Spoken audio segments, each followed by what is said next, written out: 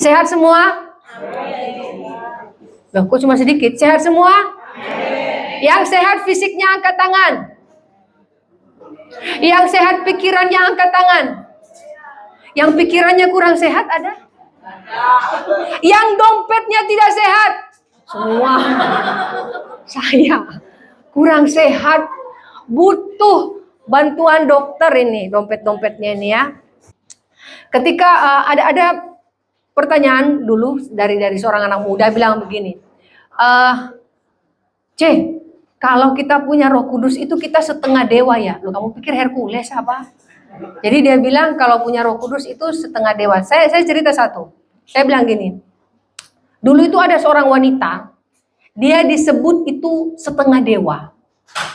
Karena dia itu bisa hidup dalam setahun, dia hanya hidup dengan daun pisang. Dan dia bisa bertahan hidup sampai 1 tahun. Dia disebut setengah dewa. Di sini bertahan hidup kan kalau makan 3 kali sehari toh, ada nasi ya, betul. Kalau wanita ini dia setengah dewa karena dia bertahan karena daun pisang. Karena di dalam daun pisangnya dibungkus ikan, ayam, nasi bakar ya, ada tuna pedas, semua di dalam daun pisangnya. Jadi selama setahun dia bertahan hidup, bahkan dia berat badannya naik 15 kilo. Nah, di sini ada yang naik berat badannya 15 kilo dalam setahun ini. Kalau ada terpujilah nama Tuhan bahwa Anda tidak kelaparan. Hidup gendut. Jangan takut gendut selama tidak kolesterol. Karena gini loh, banyak orang berpikir gendut itu tidak cantik. Siapa bilang? Gendut itu cantik. Pokoknya dilihat dari sedotan. Nah, pasti kurus. Oke. Kita akan bicara tentang bagaimana ketika dipenuhi Roh Kudus. Apakah pertanyaan anak ini mengatakan bahwa ketika dipenuhi Roh Kudus kita setengah dewa? Bukan setengah dewa. Kalau dewa itu kan artinya Baal ya, dewa. Dewa itu tidak punya kekuatan. Dewa itu tidak punya kuasa. Tetapi Allah, Roh Kudus ketika ada di dalam kita punya kuasa. Jadi kita lebih hebat dari setengah dewa. Perbedaannya cuma seperti ini. Ketika ada Roh Kudus di dalam diri kita ini sama punya kuasa seperti Allah. Perbedaannya dia pencipta, kita ciptaan. Kalau dibilang setengah dewa, itu tidak. Kalah setengah dewa. Makanya berhati-hati ketika penuh Roh Kudus, Anda harus tahu bahwa Anda benar-benar bersama dengan Tuhan. Tuhan bersama dengan Anda. Pertanyaannya ketika Tuhan bersama dengan kita, apakah kita layak berkata-kata yang tidak pantas? Tidak. Jadi kita akan bahas ini ya. Nah, kita akan membahas tanda memiliki Roh Kudus. Apakah tanda memiliki Roh Kudus dia berbahasa roh? Tidak menentukan bahwa dia penuh dengan Roh Kudus, itu karunia ya. Nah, jadi kita akan bahas apa tanda memiliki Roh Kudus. Sebelum saya bahas ini dulu, saya tanya dulu. Kalau orang memiliki Roh Kudus bahagia tidak? Hah? Bahagia dong. Orang yang tidak punya Roh Kudus bahagia tidak? Ayo, bagaimana kalau orang yang tidak punya Roh Kudus bahagia tuh hidupnya? Malah kadang maaf loh ya, lebih kaya dari Anda. Mobilnya sampai bannya 5, Anda cuma 4 loh. Motor Anda cuma 2 bannya, dia bannya 2,5. Ayo, apakah mereka bahagia? Ya, bahagia. Tapi apa bedanya? Makanya ada yang bilang begini, Bu, saya tuh berteman dengan teman saya dimasukkan dalam grup. Dia bilang biar miskin asal bahagia. Tapi ketika saya bilang saya doakan biar kamu terus miskin supaya bahagia, aku di-kick dari grup, Bu. Salahku apa? Nah, karena gini, kebahagiaan orang Kristen yang punya Roh Kudus berbeda dengan orang yang tidak punya Roh Kudus. Kita akan bahas ya. Jadi yang pertama, tanda memiliki Roh Kudus. Jadi cek dirinya masing-masing ya pagi hari ini. Punya Roh Kudus atau tidak? Yang paling kita kenal di dalam Galatia 5 ayat 22 itu apa? Buah roh, bukan buah-buah. Kalau buah-buah dia pisah-pisah. Ini buah roh cuma satu, tapi satu ada di dalamnya ya semua. Yang pertama adalah kasih. Nah, kasih ini bicara begini. Kita bahas loh ya, supaya tahu Anda ini sudah punya apa tidak. Ketika saya misalnya menghina Anda tetap mengasihi saya tidak? Bohong.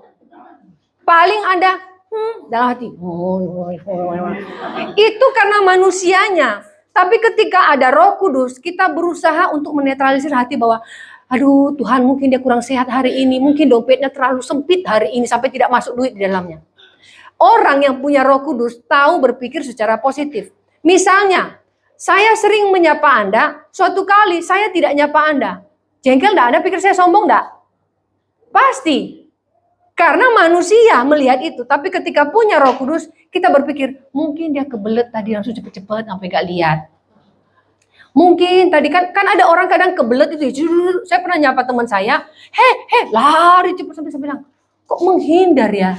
Ternyata dia balik, sorry tadi aku ke toilet. Jadi kasih ini bicara bagaimana ketika kita melihat orang lain punya perbuatan, kelakuan, perkataan yang tidak baik, yang menyindir kita, yang menyakiti hati kita, kita masih mengasihi. Karena ada mengampuni di dalamnya. Sukacita, ini bedanya tadi. Sukacita sama bahagia bedanya apa? Bahagia bisa dibeli, sukacita nggak bisa. Sukacita berasal dari Allah. Bahagia sekarang gini, kalau Anda punya handphone Oppo mereknya, seneng nggak? Kan ada HP mereknya Oppo tuh. Oppo ngono. Ya. Seneng nggak? Nah, tapi ketika dikasih iPhone, bahagia nggak? Nah, ada yang nggak bahagia. Mama saya kalau dikasih iPhone katanya gimana pencetnya ini? Gak usah, dia lebih suka yang zaman dulu yang bisa dilempar anjing mati. Pokoknya bisa, halo? Orang saya aja video call sama mama saya ya, bukan mukanya, kayak telinganya ya. Bilang, ma kita video call. Hah? Jadi saya hanya melihat lubang telinganya saja. Ya, itu bisa dibeli. Hari ini ketika Anda ganti sepeda motor, yang tadinya saya bilang rodanya 2, sekarang 2,5 rodanya. Anda bisa bahagia karena Anda bisa membelinya. Tetapi sukacita ini begini. Ketika Anda punya mobil, Anda bersyukur meskipun namanya kayak odong-odong. Pernah tahu mobil odong-odong? Nggak ada AC-nya, jadi kalau buka kaca, jadi orang mau buka, terus kacanya turun. 1 jam kemudian. Tapi masih bisa bahagia, bersyukur. Anda punya sepeda motor, berapa kali saya bilang punya sepeda motor bunyinya karena gudak. Tapi Anda masih bisa bahagia karena Anda bersuka cita, Anda bersyukur dengan apapun yang Anda miliki. Itu namanya sukacita. Hari ini sukacita kita apa? Kita bisa punya rumah meskipun kontrak, kita bisa punya rumah meskipun bocor, kita bisa datang ke sini yang penting sehat. Tapi saya sakit Bu, yang penting belum mati. Loh, iya toh? Terkadang gini, kita ini tidak bisa bersyukur dengan keadaan kita yang kita anggap gak enak, orang lain kok lebih enak. Karena kita suka membandingkan diri dengan orang lain. Ketika membandingkan diri dengan orang lain, Anda tidak tahu kehidupannya mereka seperti apa. Kita hanya lihat baiknya. Anda belum tahu bahwa hidup mereka lebih buruk sebenarnya. Mungkin hanya dilihat dari casingnya saja, casingnya bagus. Saya pernah lihat anak SD, dia teleponan, beneran teleponan. Iya, oh ya wes. Saya pikir anak kecil kok teleponan kayak ibu-ibu gitu. Pas dia taruh handphonenya, ternyata itu dummy. Dummy tahu ya, mainan. Duh. Jadi nomornya itu tidak hilang-hilang. Iyalah mainan. Tapi dia udah gaya. Saya pikir handphone betulan. Jadi di belakang itu ada gambar iPhone itu. Saya pikir, anak kecil. Terus SD negeri pakai iPhone. Dia pakai baju SD. Tiba-tiba waktu pas dibalik dulu. Kok dummy dia taruh? Namanya anak-anak. Saya bilang, kok handphone ditaruh sembarangan? Ternyata itu mainan. Banyak orang seperti itu, casingnya bagus. Kemudian damai sejahtera. Damai sejahtera itu seperti apa sih? Ayo, ketika hari ini Anda menghasilkan sedikit, masih damai sejahtera tidak? Ketika hari ini Anda dicuekin, masih damai sejahtera tidak? Ketika hari ini gereja Anda tidak sempurna, masih damai sejahtera tidak? Karena dimanapun Anda pergi tidak akan ada yang sempurna. Mau cari pendeta yang sempurna, cari dong di sana. Siapa? Sebut namanya satu-satu, deketin dia, lihat hidupnya. Anda baru tahu ternyata ada kelemahannya. Manusia. Selagi dia makan nasi sama seperti kita kan nggak makan kaki meja toh. Makan nasi toh. Dia pun tidak sempurna. Karena apa yang kita lihat, mungkin kita lihat, pendeta ini hebat kalau khotbah. Belum tentu. Ada orang dipakai khotbah, tetapi dia tetap punya kelemahan. Makanya jangan lihat orang dari kelebihannya. Tapi terimalah orang karena kelemahannya. Tapi kelemahan bukan karena dosa lo ya. Jangan, ih bagus pendeta tuh suka selingkuh loh. Enggak seperti itu. Jadi itu namanya damai sejahtera. Dalam segala keadaan kita tetap bisa bersyukur, kita damai sejahtera. Makanya tadi sukacita harus disertai dengan damai sejahtera. Ini lagi kesabaran. Aduh, siapa di sini yang sumbu pendek? Belum lagi orang ngomong marah terus. Hati-hati, kalau Anda tidak sabar, nanti bisa stroke. Saya beritahu gejala stroke. Gejala stroke itu bisa terjadi ketika ada perbedaan antara stroke gaji dan stroke belanja. Kalau tidak balance, Anda jadi stroke beneran. Gajiku stroke-nya kok cuma 1 juta, kok stroke belanjaku 2 juta. Nah itu stroke langsung. Jadi ketika bicara kesabaran, sabar. Anda bawa sepeda motor tiba-tiba di sini ini kan ada kadang becak itu lewat aja, dia nggak kalau becak itu ya maaf. Kadang dia tidak tahu mau ke kiri ke kanan, pokoknya di mana aja hidupnya miskin. Dan jangan sampai di antara itu ada Anda di sini juga yang naik sepeda motor, rating kiri Anda ke kanan, rating kanan Anda ke kiri. Lampu merah Anda bilang belum merah sekali, terus Anda gitu. Itu kalau orang yang lagi nyetir itu bisa ngamuk. Siapa di sini yang tidak ngamuk ketika dipotong? Angkat tangan yang sabar-sabar. Ngamuk tidak? Anda kan lampu hijau, saya lewat, udah gitu saya lewat, gitu. Sabar? Kira-kira perkataan yang keluar dari mulut Anda apa? Jangan nama-nama binatang ya.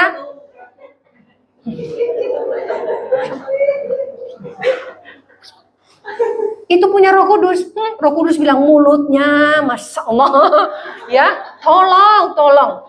Katanya punya Roh Kudus yang keluar dari mulut. Keluar semua. Nah, ini bicara kesabaran, bukan hanya di jalan. Kesabaran juga butuh di rumah. Ibu-ibu tolong ya, jangan terus marahi anaknya. Anak-anak pada umumnya memang seperti itu. Kalau Anda tidak sanggup, masuk kamar dulu biar mereka ribut di luar sana. Dengarkan musik seperti lagu tadi. Dengarkanlah suara Roh Kudus. Jadi biar anaknya ribut, Anda menyanyi aja di dalam kamar. Yang konseling bilang, Bu, saya tuh loh Bu, anakku 4 ribut. Siapa suruh punya anak 4? Yang suruh siapa? Ya itu Bu, soalnya kebablasan. Nggak ada kebablasan. Yang ada adalah Anda punya anak 4, terima itu berkat Tuhan. Sekarang punya anak 4 kok ngomel. Jadi kesabaran itu bukan hanya di situ. Kesabaran juga termasuk di tempat Anda kerja. Kadang-kadang ketika Anda di kantor, Anda bekerja sudah baik, orang lain tidak baik. Marah tidak? Gaji sama, aku lebih capek begini. Nggak usah, lakukan bagian Anda. Kalau dia nggak mau kerja ya sudah, urusannya. Karena berkat akan turun kepada orang-orang yang terus bekerja dengan bersungguh-sungguh. Kemudian kemurahan, bukan murah-murahan loh ya. Dinyatain cinta sama orang, yang nyatain cinta 4 dibilang oke semua, itu kemurahan itu, bukan itu. Kemurahan, nah ini kemurahan ini saya pakai sebagai jadi bahasa Yunaninya adalah Krestotes. Makanya yayasan saya itu Krestotes Ministry, kemurahan. Kemurahan ini gini, kemurahan hati. Meskipun kita nggak punya banyak, tapi kita bisa berbagi. Anda mengatakan, waduh aku aja susah makan. Loh, yang penting kan bisa makan. Kenapa berbagi itu susah Kak? Hari ini Anda punya baju 5 potong bilang seperti itu. Tiba-tiba Anda melihat orang yang sama pakai baju sebulan itu terus. Kasih baju itu 1. Anda punya sandal 2. Anda lihat orang ini nggak pakai sandal. Kasih sandal itu 1. Bermurah hati. Berbagi. Jangan pelit. Tunggu aku gajiku naik dulu baru berbagi. Jangan tunggu kaya. Sampai Tuhan Yesus datang, manusia tidak akan pernah puas dengan kekayaannya. Jadi orang-orang yang punya Roh Kudus punya ini. Kebaikan. Nah kebaikan udah pasti tahu ya. Baik itu apa? Jangan berbaik hati kepada orang yang baik. Itu udah biasa. Maaf loh ya, orang-orang Kristen ini seperti ini. Kalau ketemu orang baik, dia pasti baik. Saya tanya, kalau di setiap Natal gitu ya, yang dapat apa namanya itu? Parcel. Siapa? Kalau Anda baik kepada saya kirim Anda parcel. Karena saya juga berpikir, pasti nanti dia kirim saya juga parcel. Tapi kalau Anda tidak baik dengan saya, ngapain saya kirim ke Anda? Belum tentu Anda balas parcel saya. Jadi saya kirim parcel kepada orang yang saya kenal, atau saya berpikir bahwa nanti dia akan balas juga. Kenapa yang kirim parcel ke bos besar? Supaya bos besar kasih sesuatu dong. Kenapa sesama? Ya ini kita bicara ini dulu. Tetapi ketika bicara di bisnis itu biasa. Tapi ketika bicara ini kebaikan, berbeda. Kebaikan itu berikan ketika engkau punya hati, berbaik hati. Orang jahat balas dengan kebaikan. Orang mulutnya tidak benar balas dengan kebaikan. Kemudian kesetiaan. Setia ini apa? Setia melayani Tuhan. Setia bersyukur. Setia dalam gerejanya. Ini pindah-pindah gereja. Gak senang aku. Kenapa? Pendetanya welek. Pendeta welek itu ya opo sih? Iya bu, pendek. Jadi kenapa? Jadi kalau ada di mimbar bu, kepala itu ketok bu. Saya bilang ya ganti tuh mimbarnya. Terus akhirnya tahu nggak, pendetanya itu dikasih saya pernah. Ternyata saya naik, oh iya dikasih tempat kaki itu sampai. Oh, nah saya sudah tinggi ditambah itu tambah tinggi gitu. Jadi ada aja orang pindah gereja. Kalau pendetanya masih mengajarkan kebenaran firman Allah, tetaplah di sana, lakukan sesuatu, bangun gerejamu. Kalau ada yang tidak benar, lakukan sesuatu, lakukan yang benar. Jangan ngomong terus, di semua dikata-katain. Apa yang sudah Anda lakukan buat gereja? Apa yang sudah Anda lakukan? Sehingga ada ngomong terus. Setia, lakukan sesuatu. Itu namanya kesetiaan. Kemudian apa lagi selain kesetiaan? Kelemah lembutan. Lemah lembut bukan bicara lemah gemulai. Laki-laki bahaya nanti kalau itu. Anda nanti akan lebih gemulai dari wanita. Banyak sekarang lelaki lebih gemulai dari wanita. Bukan itu. Lemah lembut itu adalah bicara. Cara kita bersikap. Cara kita bereaksi. Cara kita berbicara. Berbicara itu bukan lemah lembut kata-katanya. Tetapi jangan sampai mengeluarkan kata-kata kasar. Anda mungkin tidak senang dengan orang lain. Kemarin saya baru baca itu di WA itu, aduh marah-marah gitu. Kata-katanya gini. Sampai saya tanya suami saya, apa artinya? Maaf loh ya, tak titeni raimu. Tapi apa itu artinya? Apa? Dia bertahu. Oh, kasar nggak itu? Kasar. Aduh, jadi karena amarah muncullah seperti itu. Akhirnya saya tidak akan memberikan solusi ketika Anda menggunakan kata-kata yang kasar kok. Kalau orang itu memang kelakuannya tidak benar, tidak harus dikata-katain kasar. Sama seperti anak kecil. Ketika anak kecil itu Anda lihat nakal misalnya ya, nakal-nakal anak kecil, jangan kasari. Karena terkadang ketika kita memberikan mereka pengajaran yang benar, nanti mereka tiru kok. Jadi bukan hanya anak, termasuk orang lain. Jadi kalau orang lain berkata-kata kasar kepada Anda bisa lemah lembut bereaksinya. Kalau Anda tidak diperlakukan dengan adil, Anda masih bisa bersyukur gitu. Kemudian, penguasaan diri. Kuasai diri. Kalau lihat istri orang, jangan kedip-kedip. Ayo, saya beritahu. Misalnya gini, ada cowok jomblo, ada cowok menikah. Ketika cewek cakep seksi lewat, apa yang terjadi? Cowok jomblo 100% akan melihat ceweknya dari atas sampai ke bawah. Cakep. Cowok menikah 100% akan lihat istrinya. Lihat gak sih? Oh enggak lihat. Bedanya di sana. Hati-hati, kuasai dirimu. Kemudian kuasai dirimu untuk tidak membandingkan dirimu dengan orang lain. Kalau motornya baru, motor Anda masih butut, nggak usah bandingkan. Kuasai diri. Kadang-kadang kalau kita tidak bisa menguasai diri, kita akan iri hati. Kita akan dengki lihat orang. Kemudian penguasaan diri ini termasuk ketika kita melihat sesuatu, kita mengingininya. Keinginan itu banyak. Tapi apa diperlukan? Enggak. Makanya hati-hati ya ketika mata itu melihat, sekarang nggak usah belanja. Itu loh yang online belanja itu, hati-hati kalau di scroll beli terus. Kadang bukan karena dibutuhkan, karena keinginan. Penguasaan diri dalam banyak hal. Kalau kita bisa menguasai diri, kita punya Roh Kudus. Nah, di sini tidak ada hukum yang menentang hal-hal itu. Dari semua itu tidak ada hukum yang menentangnya. Nah, jadi di sini kita bisa melihat tadi yang pertama, tanda orang yang punya Roh Kudus punya buah roh. Pertanyaannya, apakah semua orang punya? Tidak, setidaknya punya satu dulu toh. Ini kok dari semua ndak ada tuh gimana? Kita ini tidak sempurna. Mungkin semua kita tidak punya, tapi setidaknya kita punya satu atau dua. Jangan bilang saya punya Bu, tapi setengah. Apanya?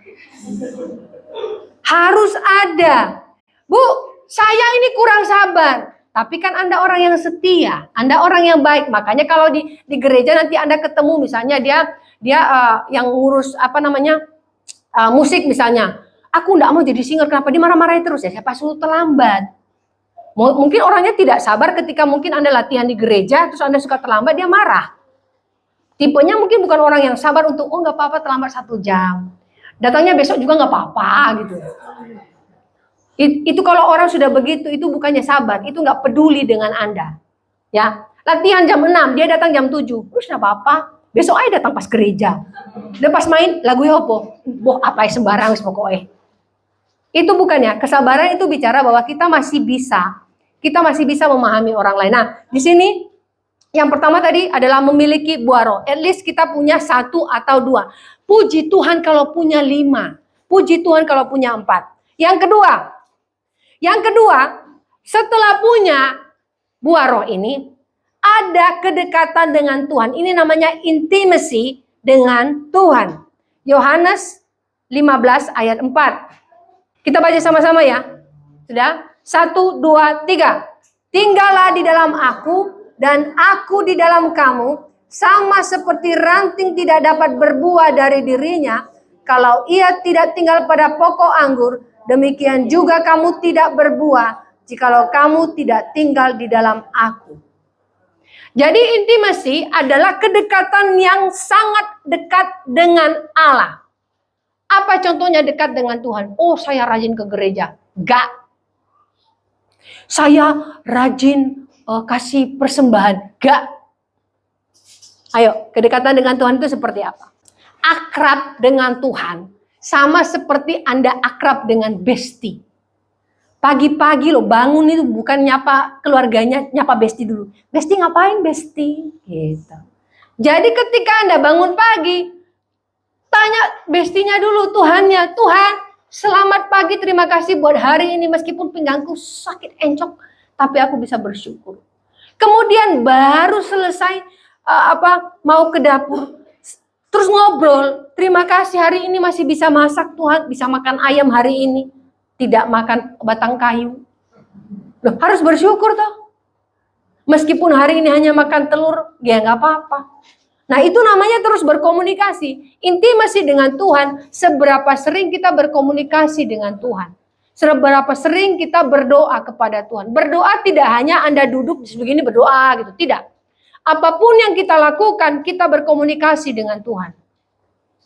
Jadi bukan juga menyebut nama Tuhan terus, tidak. Tapi apapun yang kita lakukan, berbicara kepada Tuhan. Tuhan, ini aku mau pergi kerja, naik sepeda motor, tibakan di tempat kerja tanpa kecelakaan, tiba di tempat kerja dengan selamat. Amin. Sampai tempat kerja, Tuhan aku mau mulai pekerjaan hari ini. Berikan kesabaran, di kantor ini banyak yang cerewet Tuhan.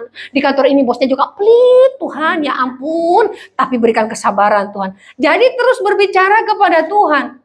Itu kedekatan dengan Tuhan. Tinggallah dalam aku dan aku di dalam kamu. Ketika Tuhan ada di dalam kita, kita belajar berpikir seperti Tuhan, persepsi seperti Tuhan. Jadi ketika ketemu orang aneh, apa kita bilang? Wah, aneh pol orang itu yuk. Tuhan kalau ketemu kita bagaimana? Kita bilang, aneh pol orang itu. Ya nggak mungkin. Tuhan bilang, sakno. Diberkati. Seperti itu. Bagaimana Tuhan melihat kita, demikian Anda juga harus melihat orang lain. Jadi jangan pernah bilang, aku nggak suka dia. Kenapa? Jelek. Cari ayatnya. Ada nggak? Ayat Tuhan menciptakan orang jelek? Nggak ada. Yang ada adalah perbuatannya yang jelek. Itu tadi yang aneh. Bu, aku keluar dari gereja itu kenapa? Pendetanya pendek. Ya apa sih? Salah pendetanya pendek. Tidak. Nah ini, jadi ketika bicara Tuhan di dalam kita, kita di dalam Tuhan, ada keintiman dengan Tuhan. Hari ini ketika Anda punya Roh Kudus, seintim apa Anda dengan Tuhan? Bukan soal Anda sering ke gereja, tetapi berapa kali Anda berbicara kepada Tuhan. Karena gini, semakin dekat seseorang dengan Tuhan, semakin terlihat bagaimana hidupnya. perbuatannya, perkataannya, cara berpikirnya. Jadi tidak dilihat dia mau S1, S2, S3, S-teler, S4, dan SS lainnya. Tapi dilihat bagaimana hikmat dia dapatkan berasal dari Tuhan. Anda mau sekolah sampai S berapa? Kalau tidak punya hikmat dari Allah, itu hanya pengetahuan yang Anda miliki. Tapi hikmat nol. Hikmat itu berasal dari Tuhan. Jadi ini intimasi dengan Tuhan. Kita harus mengundang Allah atau Roh Kudus ada di dalam diri kita. Undang. Minta Roh Kudus masuk dalam hidup kita. Ada seorang pria mengatakan begini. Dia ingin, jadi dia kalau di desa itu orang yang punya tanah sampai berhektar-hektar, ya pengusaha lah, tapi dia bekerja sama dengan petani. Dia punya tanah itu 20 hektar. Kemudian ketika dia tanam ubi, dia panggil polisi untuk mengamankan karena kadang ada preman yang datang minta minta bagian. Ya baik di gudangnya maupun di ladangnya. Waktu dia panen ubi ini, tidak ada polisi yang mau datang, mau mengamankan. Kemudian setelah panen itu dia tanam lagi, dia tanam pisang. Dia panen lagi 20 hektar untuk pisangnya. Dia akan masukkan ke pabrik, dia undang tentara untuk boleh mengamankan. Karena terkadang orang desa juga mencuri hasil panennya. Tidak ada yang datang. Tapi dia bilang gini, tapi ketika saya tanam, hanya 5 meter kali 5 meter itu ganja. Kok polisi, tentara, semua datang, Bu. Padahal cuma 5 meter kali 5 meter. Saya bilang, tanam apa? Ganja. Bagus. Jadi ketika kita undang Roh Kudus, undang itu ketika kita butuh Roh Kudus setiap saat, setiap waktu. Jangan katakan ketika kita berdosa, kita undang Roh Kudus, terus kita bilang Roh Kudus untuk bekerja sama dengan kita. Gak bakal mau Roh Kudus kerja sama. Tapi ketika kita berdosa, Roh Kudus datang. Roh Kudus datang apa? Nanya, mau nggak Roh Kudus terlibat? Jadi gini, ketika kita berdosa, ada yang bilang, kalau Tuhan memang sayang kita, kenapa dia tidak menghentikan ketika kita berdosa? Kita ditanya dulu loh sama Roh Kudus. Mau nggak berhenti? Mau nggak bertobat? Karena banyak orang bilang, loh, saya tidak akan mencuri kalau Roh Kudus bilang, stop, atau enggak, barangnya saya curi itu hilang tiba-tiba. Nggak bisa. Roh Kudus mengingatkan jangan. Apapun dosa yang kita lakukan, Roh Kudus bilang jangan. Tapi itu pilihan kita yang menentukan. Jadi ketika bicara intimasi dengan Tuhan, ada komunikasi yang baik dengan Tuhan. Nah, murid saya 3 orang dulu kecil-kecil, cara berbicara mereka, cara berpikir mereka hampir seperti saya karena mereka meniru saya. Jadi ketika nggak usah itulah anak saya aja. Jadi anak saya ini apapun yang saya lakukan dia tiru. Jadi kita juga ketika ada Roh Kudus dalam diri kita, semakin dekat kita dengan Tuhan, kita tiru. Kita menjadikan Tuhan sebagai teladan. Makanya Yesus bilang, Tuhan bilang ikuti yang baik. Jadi ketika kita dekat dengan Tuhan, kita tahu mengikuti yang baik. 3, apa tanda orang punya Roh Kudus? Tanda orang punya Roh Kudus adalah komitmen hidup kudus, bukan berbahasa roh. Itu karunia. Sekali lagi, orang dipenuhi Roh Kudus adalah punya komitmen hidup kudus. Bahasa roh itu adalah karunia yang belum tentu dimiliki semua orang. Tapi firman Allah katakan, kejarlah, mintalah karunia itu. Tuhan gak pelit. Setiap orang punya karunia. Tapi apakah semua sama? Tidak. Makanya kalau Anda tidak bisa berbahasa roh, jangan dibuat-buat, tolong. Anda sedang bermain-main dengan Allah. Maaf loh ya, ada beberapa orang karena supaya berpikir, supaya kelihatan rohani, hala bala. Saya nggak usah. Kalau bukan dari Roh Kudus, itu tidak ada maknanya. Itu namanya ngece. Roh Kudus ini apa sih? Kalau nggak punya ya sudah minta. Karena karunia diberikan oleh Allah.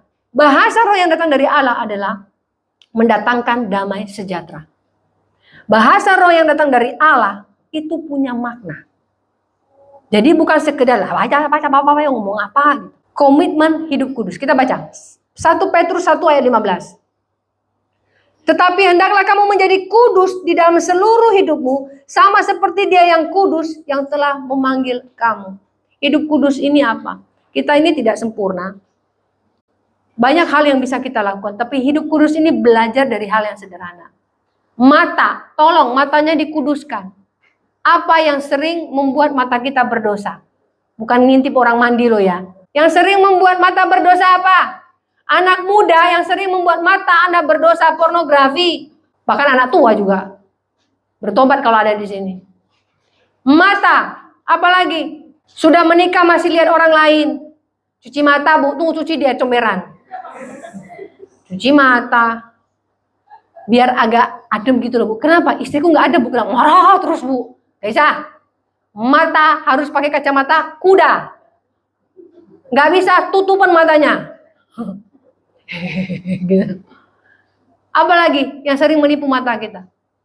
Hati-hati dengan mata. Daud jatuh karena mata. Orang yang ada mandi bukannya pergi langsung, ada orang mandi lari. Malah, ada yang mandi. Istri siapa itu? Gak boleh. Kalau lihat begitu langsung kabur. Kayak Yusuf. Diganggu tante girang dia lari. Coba kalau dia kesenangan. Lumayan ini. Mata itu bisa membuat kita berdosa. Termasuk mata ketika melihat milik orang lain. Rumahnya cek bagus sih, mobilnya cek bagus sih. Korupsi. Padahal dulu ibu itu welet loh. Beli makeup, pasti operasi plastik. Dia pasti pergi ke toko plastik itu. Diplastiki mukanya. Jadi jangan sampai berdosa dengan mata. Kemudian apalagi berdosa dengan pikiran. Yang tidak terdeteksi oleh manusia adalah ketika berdosa dengan pikiran. Semua jujur Anda pernah berdosa dengan pikiran. Saya juga pernah berdosa dengan pikiran. Pikiran-pikiran yang tidak benar. Pikiran-pikiran apa sih? Kadang-kadang pikiran ini berpikir hal-hal yang buruk. Maksudnya saya pernah marah sama seseorang. Sampai dalam pikiran saya bilang gini. Tak bayar polisi penjara dia tak bayar supaya dipukuli. Pokoknya berkapok. Karena waktu itu ada seorang anak yang sudah saya bantu. Tiba-tiba dia menghina-hina mertua saya sampai ngomong kata-kata kasar. Dan maaf loh ya bahasanya sampai mengatakan nanti kalau aku tak giniin mertuamu apa macam-macam. Saya marah. Tapi gak marah depan anaknya. Dalam pikiran saya sudah membuat skenario. Saya bayar polisi. Sempat saya minta nomor telepon polisi. Saya sempat ketemu polisinya. Tapi setelah itu saya pulang. Saya bilang apa ini yang saya lakukan. Karena saya marah dengan anak itu gitu loh. Saya tidak mau ceritakan kenapa. Tapi itu marah saya yang paling besar sampai pikiran saya mau bayar polisi, dia di penjara, tidak usah disidang, dipukuli. Sampai kalau bisa giginya copot semua. Itu dalam pikiran saya. Karena saya marah. Hari ini banyak juga dalam pikiran Anda begitu. Karena Anda tidak bisa melakukan apa-apa, tapi Anda membuat skenario dalam pikiran Anda. Hati-hati dengan pikiran.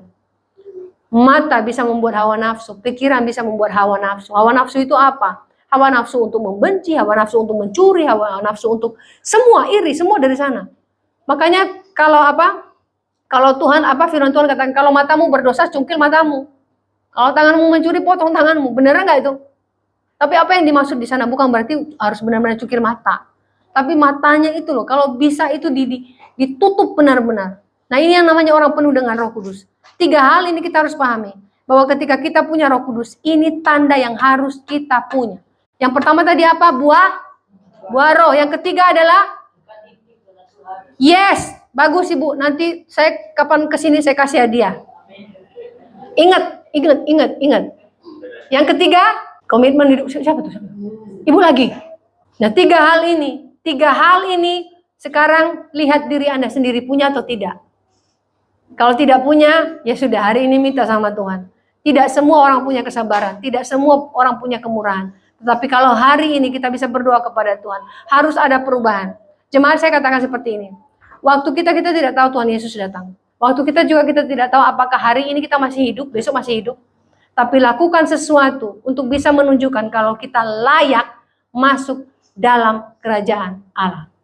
Setiap orang yang punya Roh Kudus hari ini jika Anda ingin benar-benar dipenuhi Roh Kudus, yang selama ini Anda membuat Roh Kudus kaki sebelah, tidak sepenuhnya dalam Anda, hari ini undang Roh Kudus datang. Saya undang pemusik, undang Roh Kudus datang, lakukan sesuatu. Jadi jangan hanya sebuah rutinitas, Anda datang ke gereja, tapi Anda tidak benar-benar mengundang Roh Kudus dalam hidup Anda.